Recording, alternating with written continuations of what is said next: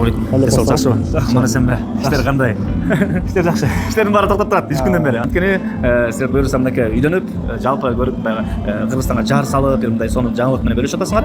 Биз силерди куттуктайбыз, үйлөрүңүзгө бакыт каалайбыз. Ушунча күнгө созулат деп өзүңөр ойлодуңар беле? Же мен өзүм Бүгүн 3-күн экен. үчүнчү күн бүгүн. Кече күнү эми баягы көптөн бери пландаштырып жүргөнгө өзүм дүрөшүп келип, пландаштыргам, бирок мынчалык болуп кетет деп ойлогон эмесмин. 2-3 күн болуп кеткен, бирок 5 күн болуп кетти. 5-6 күн болуп кеткен жатат го дейм. Созулат. Эң башкысы жакшылык болот да. Жакшылык да эмес. Атаңардын жакшы сөздөрү бар эле.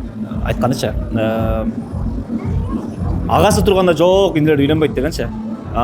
Билем, сыймыгым эртең үйлөн десе, эртең алып келип койгонго даяр. Үйлөн десем үйлөнүп коет, бирок агасы турганда жок, агасынын башын аттабайт, жолун аттабайт, алар агасын күтөт деп айткан сөзү бар да. Демек, силерде деле бир жоопкерчилик болду да. Ага катары, жолундай башчы катары.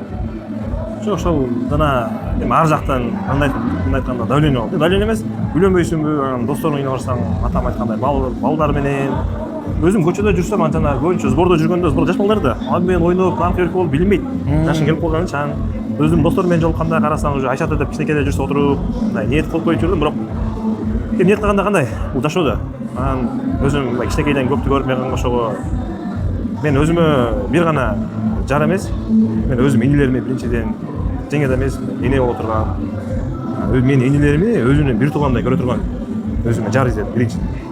Экинчиден мага жөлөк боло турган, мени жана сулуулугуна эмес, же башкасына эмес, ошо жан дүйнөсүнө, адамгерчилигине, тарбиясына, үйүбүзгө келин боло тургандай биздин семьягачы.